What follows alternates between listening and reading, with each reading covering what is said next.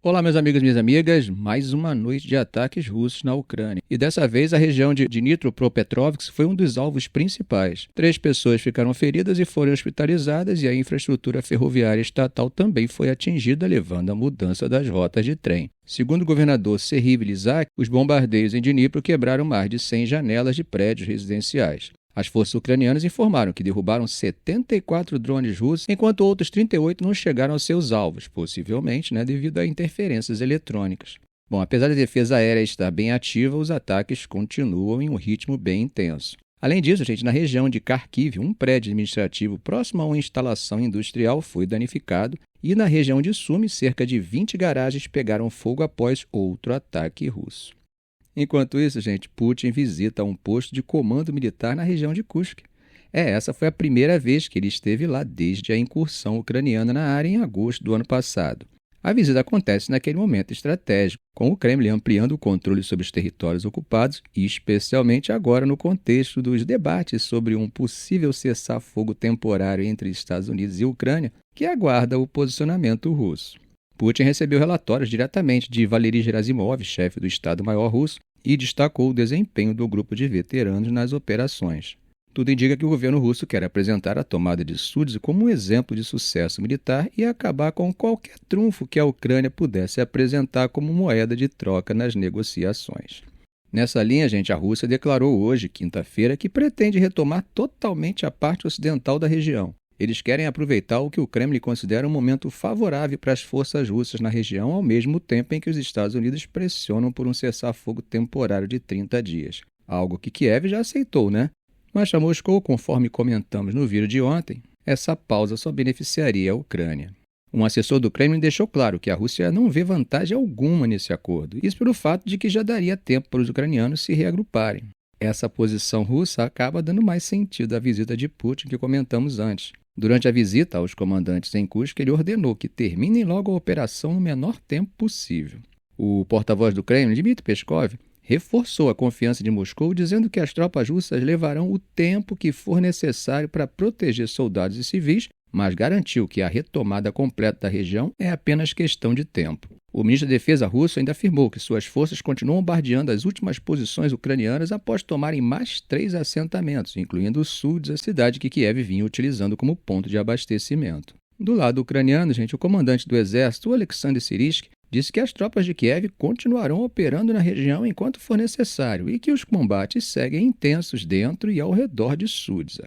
Agora, vídeos divulgados por canais russos mostram Sudzha completamente destruída após 7 meses de confronto. Veículos queimados, prédios sem telhados e ruínas por todos os lados. O correspondente de guerra russo, Evgeny Podidubny, relatou que a cidade segue sob fogo de artilharia ucraniana, mas que a resistência ucraniana dentro dela já foi praticamente eliminada. As autoridades russas afirmaram que 120 civis foram retirados de Sudzha e evacuados para áreas seguras. Antes da guerra, a cidade tinha cerca de 4.900 habitantes, mas a maioria fugiu em agosto passado. Agora, alguns moradores dizem estar prontos para voltar e reconstruir suas casas.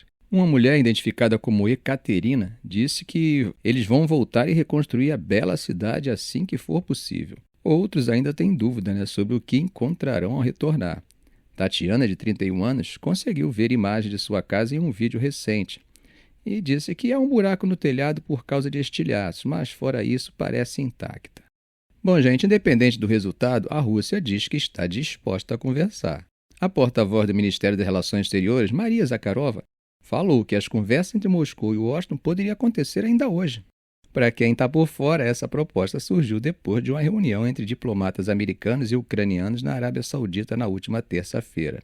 O Kremlin já confirmou que negociadores dos Estados Unidos estavam a caminho da Rússia e que o assessor de política externa de Putin, Yuri Uzakov, conversou por telefone com o conselheiro de segurança nacional dos Estados Unidos, Mike Waltz, para discutir o assunto.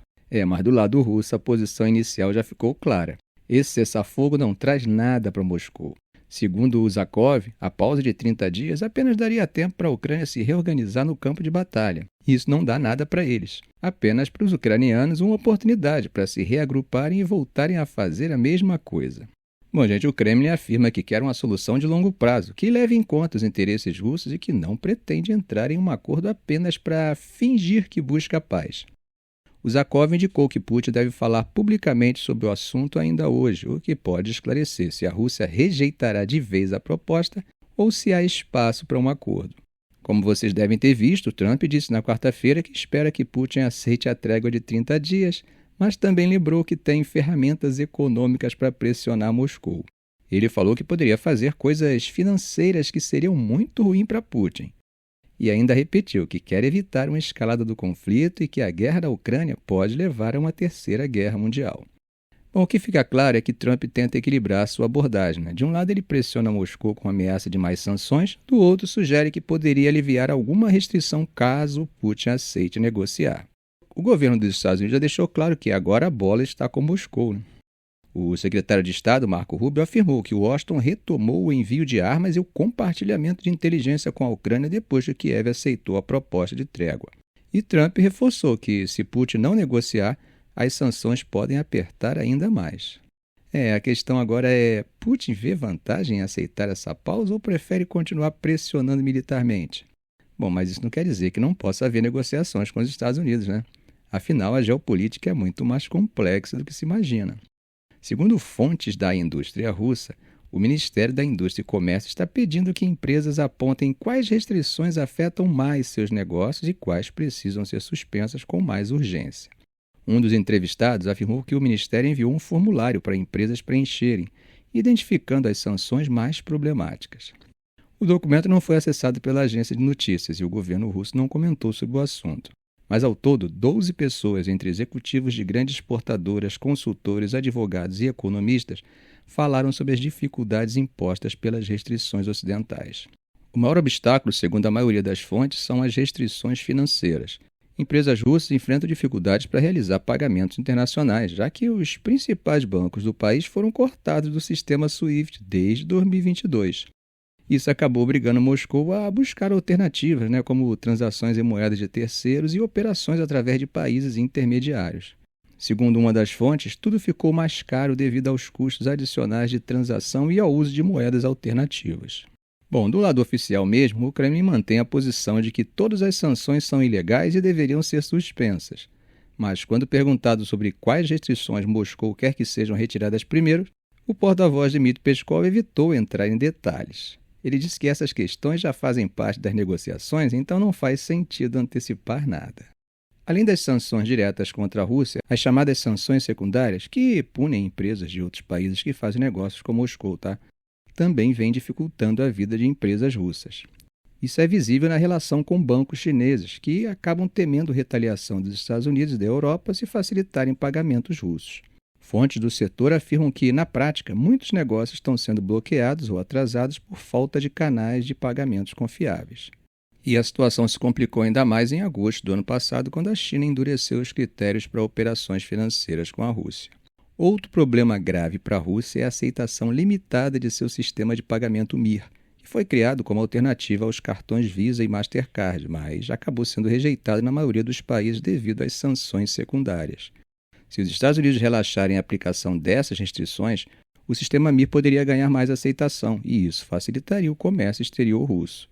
Mas além das dificuldades financeiras, há outro tema delicado na mesa: os ativos russos congelados no Ocidente. São cerca de 300 bilhões de dólares bloqueados, a maior parte na Europa, onde governos mantêm uma posição mais dura contra Moscou do que nos Estados Unidos. Na quarta-feira, o secretário de Estado dos Estados Unidos, Marco Rubio, afirmou que a questão das sanções europeias e dos ativos congelados terá que ser discutida e que os europeus vão precisar decidir o que fazer com essas sanções.